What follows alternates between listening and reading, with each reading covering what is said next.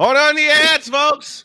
It's the token female, Allison Moran, joining us from Chicago. Good morning, Allie. How are you? Good morning, sweetheart. How are you doing? We're doing great. Having a Good. whole lot of fun.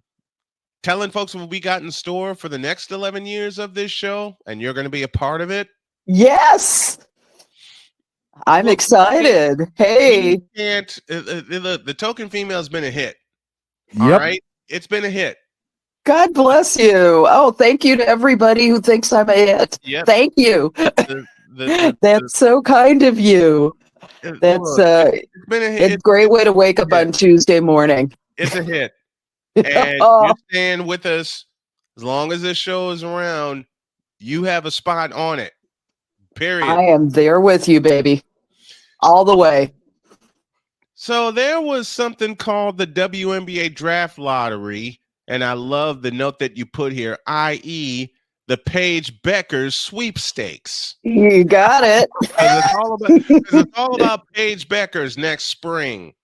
Yes, every lottery has a certain player that absolutely, positively needs to get taken. Last year, it was all about Caitlin Clark, Ms. CC, Ms. I'm going to change the face of the WNBA forever and bring it into the forefront and love it. This year, it's Paige Beckers. She's two-time All-American. From UConn, tutelage under Gino Auriemma, who's celebrating his 40th year. It'll be interesting to see if the Dallas Wings can make a good deal with her, because they're the ones who got the number one pick. Last year, it was the Indiana Fever's turn to win the lottery, and boy, did they. The state of Indiana went crazy when they got the number one pick. And as soon as that was announced, everyone knew the pick was going to be Caitlin Clark. I mean, just beginning that day when they made the announcement. Yes. How fast will Caitlin Clark get to Indiana? Yep. We'll move her there. We'll fly her out first class. We're going to do everything it takes to get her out there. And let's say though, Brian, that is not necessarily a given that Paige is going to go straight to Dallas, because there could be a lot of wheedling and dealing between now and April. Sure. And I mean, that's how let's say the Bears traded up to get Mitch Trubisky. Yep. As I always say, they could have had him at number 8, but they could have had him at number. They could have had him at number 8. Listen. They got fleeced by the 49ers. They did. Move up to select Mitch Trubisky. Mitch Trubisky would have been waiting there for them at 8. They did not need to make that deal at all. They've been waiting. I mean, number 15.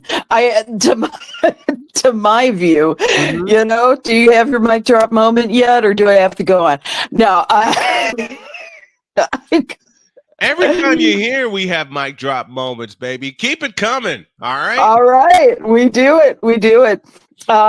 To keep going on with this, the Los Angeles Sparks are picking at number 2. Number 3, Chicago Sky. Mm-hmm. Yep. Now, they've drafted at number 3 5 times before, including last year with Camila Cardoso. So not a bad pick there, right? Diamond DeShields, another good pick at 2018, and Courtney Vandersloot in 2011. And Christy Tolliver in 2009, and Arminty Harrington. Wonder whatever happened to her. In 2007. And so they actually have done pretty damn well with those picks. I have to say that. Now, one of the things that Tyler Marsh, the new Chicago Sky coach, said that he was going to be looking at shooters. Mm-hmm. because, as you know, that was the main area of disappointment this year. Yep. Uh, the team made the fewest 3-pointers per game last Mm-hmm. season. Mm-hmm. And so it's going to be a priority. I'm gonna root for one person here who's at the top of their game right now, and that's Destiny Adams out of Rutgers. Yes. Think about it. She's averaging 27 points per game. Mm-hmm. And I'm just saying, Tyler, if you're listening to this show, as you will be very soon, it's Mm-hmm. it's going to be interesting. Now, Angel Reese made an interesting comment as well. Mm-hmm. She had said that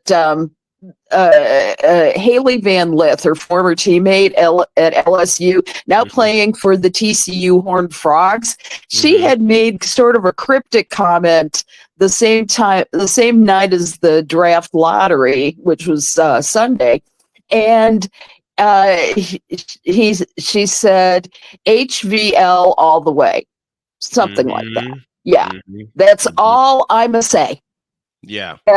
And vintage Angel Reese fashion, the one we'd come to know. Yep.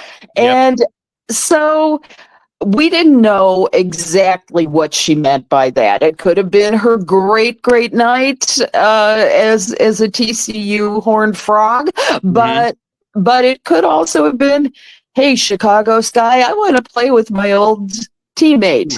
Yep. Now, interestingly enough, with the Chicago Sky as well, Tyler Marsh did not mention Kennedy Carter as in their in his introductory press conference last week. He said Camila Cardozo and Angel Reese are the ones we want to build around. Mm-hmm. Where's the Barbie and Ken show in all this? There's Kennedy Carter. He wouldn't say. So now I think that that's a bad choice, personally. I think that if he doesn't sign that triumphant, the Father, Son, and Holy Ghost, I'm sorry. This is not going to be a good thing to split up those guys ever. They created more excitement on the floor than anybody else. They did. They really did, and they work well together. When they are like really in sync, they are great.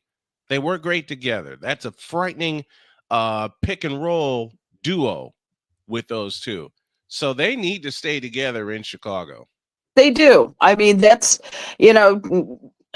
find somebody else to join them. Pick a deep 3-point shooter. Who's the John Paxson of our days? Who's the Steve Kerr who can get us to where we want to go. Now, why did she make me smile in mentioning John Paxson? Who doesn't love John Paxson? How many games have we seen John Paxson win for the Bulls? Right? A lot. Oh, yeah.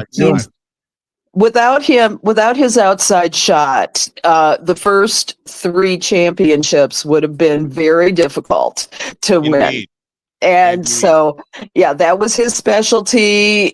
He was a great go-to for Jordan, as was Steve Kerr. At that time I was working for UPI Radio, and I remember my boss calling me at like in the fourth quarter and saying, "Get out there, get out there, get some React." I was back in Chicago at the time, and my ex-husband, who I was with at the time, said to him, said loudly, "Tell them to go scratch." I can't do that. When the boss calls, you go. And so did Paxson. Anybody Yes. remember this? By two. Has comes out of this possession.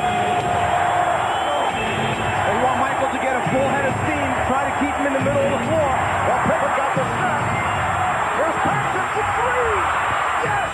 The Bulls take a 1-point lead, and Phoenix falls for time of 3 and 9/10 seconds remaining. Why did Phoenix leave him that far open? Because Barkley made a bad play. Well, he's The gonna kill entire it. team, and Allie, you and I have broken this down. The entire team expected Jordan to go all the way to the basket and then make the decision. Mhm. They didn't figure on Scottie Pippen getting downhill, and Right. then Barkley made a bad decision to go for a steal, and then Scottie Pippen's on the way. Then everybody crashes. Horace Grant gets a pass, and Paxson's just standing there wide open. Exactly. And so that's why, as much as they occasionally disparage 3-point shooting, not taking it to the paint, it's still it's a tremendous position, and it has won so many games, just as you just said. And so, yeah, this is I think that with that person who's going to come in for the Chicago Sky, I mean, they have got to draft well and draft a true shooter who can actually do it from the 3-point range. So they've missed that for a lot of seasons, not just this one. And I mean, they had Allie Quigley. Championship.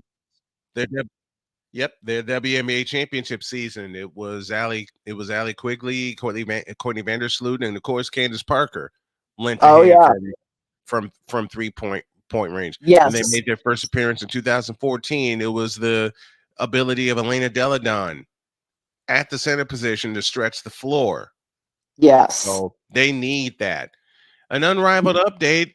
Teresa Witherspoon is back as a coach, and the Leafs can play all their games in Miami.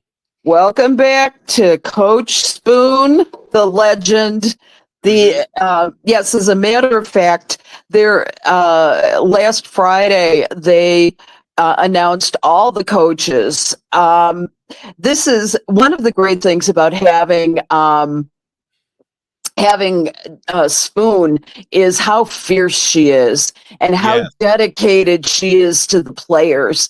And I think that this is going to be terrific for her. I mean, she deserved a spot. We've all talked about the fact that she was not given her due as the Chicago Sky. It was kind of pathetic that they let her go. They didn't give her a chance. They gave her 1 year, and they had so much turbulence in that 1 year, and they did not give her a chance to settle that turbulence and really leave her mark on the Sky. I don't think it was fair. And shame on them. Shame on them for not doing what right by her. And I think that she's going to excel here. They haven't been assigned the teams yet or anything like that, but some of the other coaches are pretty damn good in their own right. You've got Phil Handy, you've got Adam Harrington, Nola Henry, DJ Sackman, Andrew Wade, and Witherspoon. And so the one thing that the officials focused on is really experience in player development, which is so key. And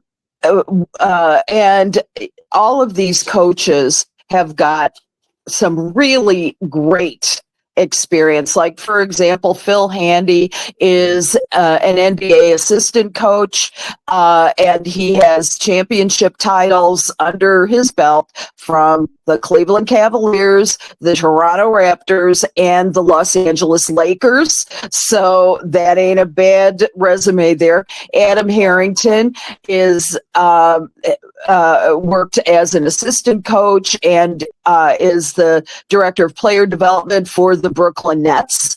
Nola Henry was a Los Angeles Sparks coach back in 2023, and also has worked with the Connecticut Sun and the University of Hartford. So DJ Sackman is an NBA and WNBA skills coach. He's renowned for his work with over, get this, Brian, 15,000 coaches, players globally from camps, clinics. Nice to have all those little kids running around. Yeah, we're so close out here. I'm in Lisle this morning, and we have the Bulls Sox Academy like down the road from us, which is pretty cool. So, and Andrew Wade spent 6 years as a player development coach with the Washington Mystics. So you've got a tremendous roster, and there's a little more about these guys as well. They are playing all of their games in Miami. They are playing 8 weeks. So if anybody wants to get some sun and go down there for about 8 weeks, they're playing in the old Miami Soul. If you'll remember them ages ago from the WNBA, they do. In their old stadium. So it'll I'm trying to remember the name of it. It's Kyocera or something like that. And let's remind everybody also of the names of the teams. We have the Laces, we have the Mist, we have the Rose, we have the Lunar Owls, the Phantom, and the Vinyl. I don't know how they came up with these names, but I swear they were asleep. They were that, or they were either asleep or looking through the new D&D book. And they said, I think you're right, buddy. And they said, "Oh, a lunar owl. That'll work." I'm sorry, but what the hell is a lunar owl? I gotta. We can phrase it a better way. Chris, what in the all types of blue hell? Is a lunar owl? It's crazy. I love it. I do. This goes down with some of the craziest mascot names that I had when I was covering high school sports in Chicago for many, many years. And I'll never forget, on the show that I hosted at Chicago State, we had a segment where we just talk about all the different weird nicknames for teams in sports. There are two that are in Chicago, three actually, that are in Chicago that I will never forget.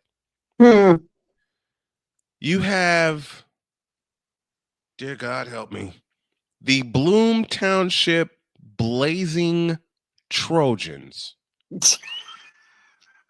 Oh, dear I'm not God. making this up, folks. And how that name came to be, there were two different schools. You had Bloom Trail and Bloom High School. Bloom Trail, of course, had the Trailblazers, and Bloom High had the Trojans. For some god-awful reason, they decided to consolidate and put them together. They put them together, and then the Blazing Trojans show up. The Blazing. I was stringing with the Tribune in 2002, and they sent me to a game at Bloom Township. So I begged my dad. I said, "Dad, can I use the car, please?" He let me use the car. I drove to Bloom Township. I saw the mascot come in. I called my boss and I said, "Are you kidding me?" And he said, "Bloom Township has one of the best teams in the area." I understand that, but I saw the mascot. He started laughing. My boss did, and hung up the phone. I sat through that, and then I found out about, Lord have mercy, the Hoopston corn jerkers. God, that beats my South Carolina Gamecocks. What? Folks, Hoopston, Illinois. Hoopston, Illinois. I got to say it right. Hoopston, Illinois. Hoopston. Well, basketball town. What do you know? Yep. Yeah. And they have the Hoopston corn jerkers. The first time I heard that name, and I'm sitting in the I need to know how that's made through the school board. I just don't know. Poor Brian is frozen on air right now. I think it's up to you and me. What do you think? It could be. It could be. Oh, they're both off. It's me solo today. Yes. Oh, well, my moment of glory is over now. But, oh, wow. Honey, it's you and Wow. me. We're alone now. Something I prayed for forever. So here's the deal. Brian, are you actually I'm back here. now? I'm You here. are. Okay. I thought I was going to have to carry the show alone, which is fine by me. I can do it. I've No, done you that can't. before. But Folks, it's the hoops and corn jerkers, and then you couple that with the Cobden apple knockers. I hate Folks, to say that how sounds many like a jokes porn can you nickname. make with corn jerkers and apple knockers? That sounds like a porn nickname, Brian. What? What? That's our mic drop moment, What? right?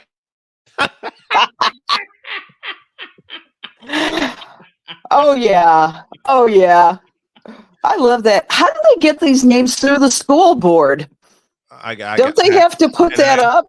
I have one worse. I have one worse than that. And to our radio audience, y'all need to listen carefully. All right? Because we're not trying to break any rules here. But I was working at, and Victor remembers this moment because he was with me. I was we were at Ho Chunk Sports Complex. And we were talking about different nicknames. We had a break in between games. I had a parent come up to me and says, I have one that'll top both of those. And I'm already shaking. I'm going, oh boy. All right, lay it on me. She said, I want you to listen carefully and think about it. The Fulton Unity Christian Knights. Anybody who's paying attention, thank you. You caught the joke. Thank you.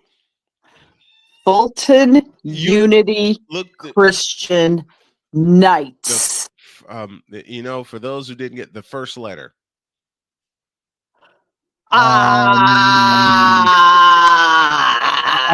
on a sec. You know what? All I gotta say is cocaine is a hell of a drug. I want to know who came up with that. How did that get through the school board? I decided to take the joke a little further because I'm familiar with the city of Seattle. And the city of Seattle, as a friend told me, I'm not making this up, folks. They introduced a rail system back in 2007, I think, 2007 or 2008. And it was, Shane, hold on to your seats. Everybody hold on to their seats for this. It was called the South Lake Union Transit.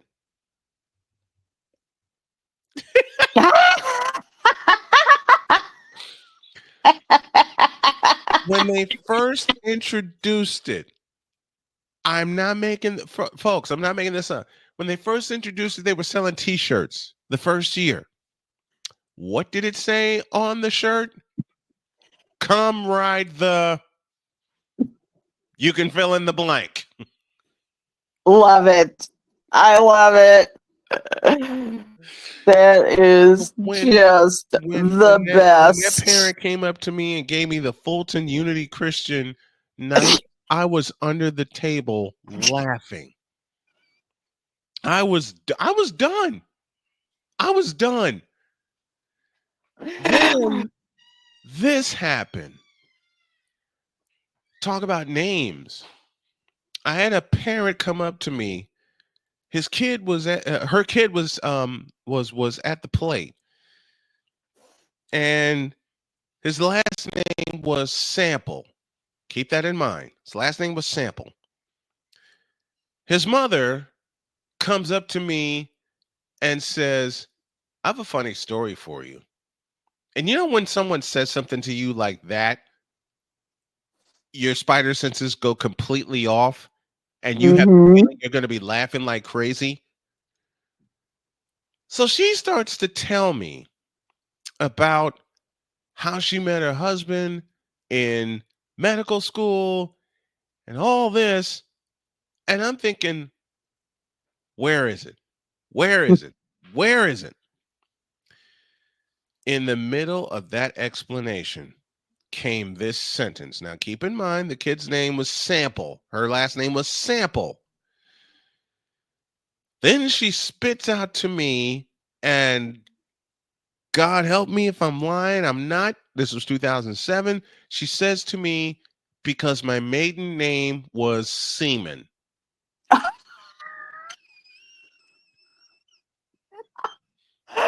No. I am not kidding. Oh God. The kid's name was Ryan Sample. His Goodness. mother said her maiden name, and before she even told me the story, Ryan's grandmother was telling her, "Don't do it. He'll run with it. Don't do it." She told me, and then she said, "My maiden name was Seaman." I was under the table roaring. Victor thought something was wrong because he saw tears in my eyes because I had been laughing for the past 20 minutes. That is so He, crazy. Victor comes running over from his field. He's like, Brian, are you okay? And I just look at him and go, I'm fine, dude. I've been laughing. And he said, you better tell me when we get out of here. Now, our umpire, my home plate umpire on that field pulled off his mask and there were tears streaming down his face. Hmm.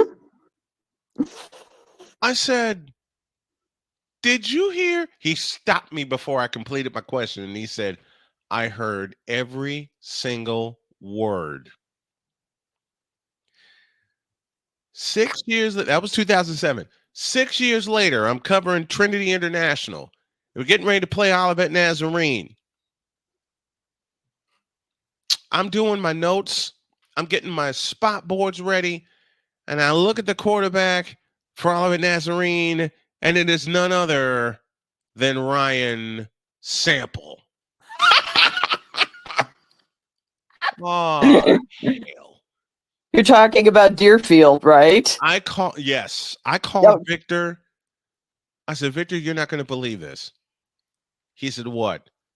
I said, you won't believe the name of the quarterback for the Olivet Nazarene Tigers, who Trinity International is playing this weekend. He said, who's that? I said, does the name Ryan Sample mean anything to you? He hung up. Called me back and he said, say that again. I said, the quarterback for Olivet Nazarene is Ryan Sample. He hung up again. I'm in the middle of doing research thinking, okay, is this the same kid I had 6 years ago? Sure enough, it was. Because all I had to see was Manteno, Illinois, and Manteno was the travel team he played with. Victor called me back and he goes, Ryan Sample. I said, yes, him. Too And Victor fun. goes, how are you going to get through this game on Saturday? I don't know. I don't know.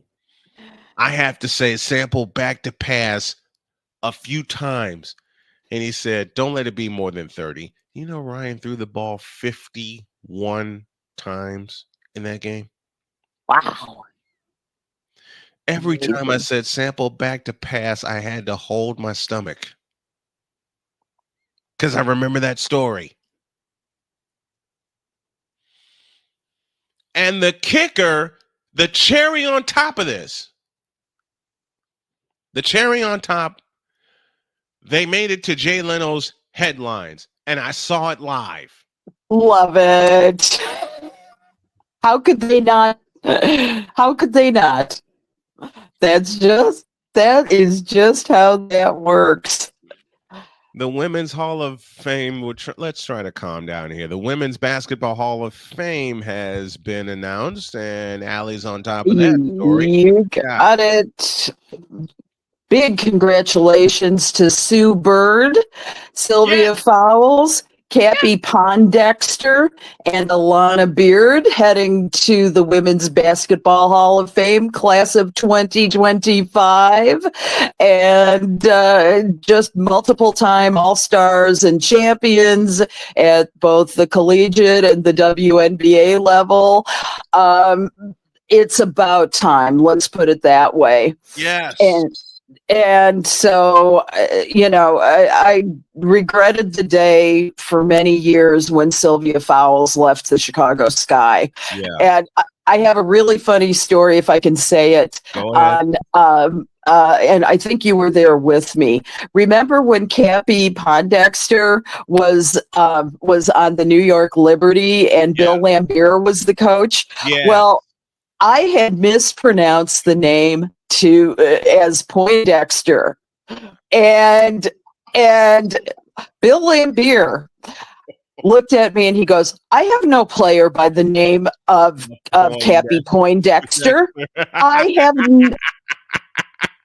My late husband Ted was there too. He's going and he's saying under his breath, "Hey, don't treat her like a jerk like that." Yeah, and a little more salty language, but I'm not sure if it'll make it through the FCC. I remember that. Yes, and this went on for like 3 minutes. Yeah, I have no player, but and finally he says, "I have a player named Cappy Pondexter." Going, screw you, Laimbeer. Yeah. And I was there for that. Yeah. And as soon as you said Poindexter, I shut my mouth. Yeah. I was not getting in, especially with Bill Laimbeer. You're the only one who could have taken him on. You were the only one tall enough. Bill Laimbeer? Yeah. We stand up for each other, Brian Snow. I know that. Yeah. But there's a huge problem. Bill Laimbeer is 6'10". Yes, he is. 5. He would have squeezed me like a grape. At least he finally answered the question. Yes. At least. And you know what? Credit to Bill Laimbeer. He had so much fun with that.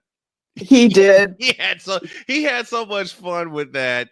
Your late husband was thinking that he was really mad, but Laimbeer was joking around with it the whole time.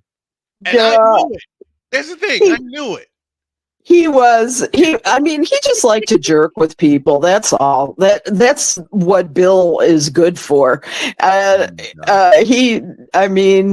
back when he was at Notre Dame, he really killed the DePaul Blue Demons every time, and every Blue Demon hated him, as I recall. Scared the crap out of me when he was with the Detroit Pistons, and me too. He was nuts. But should say that as far as the Hall of Famers go, they're going to be inducted in a June 14th ceremony at the Tennessee Theater in Knoxville.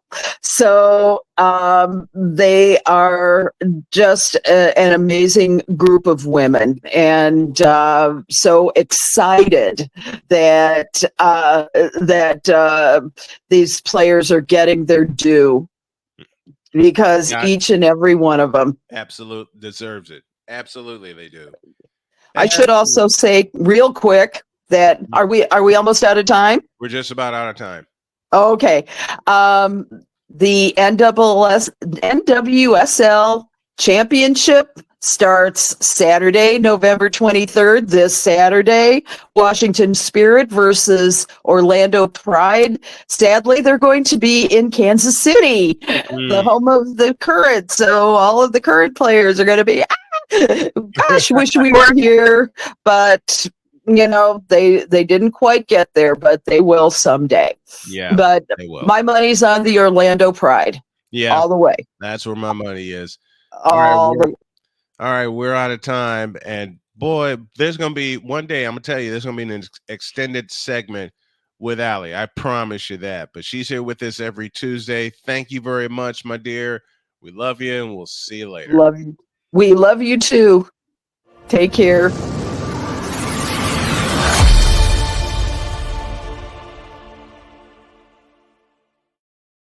There may be a bonus segment, but it'll have to come later. Have a great day. God bless. Remember to make your next move your best move. And always remember, if your dreams don't scare you, they are simply not big enough. Dream big, do bigger. We are, and we hope you all are too. So long, everybody.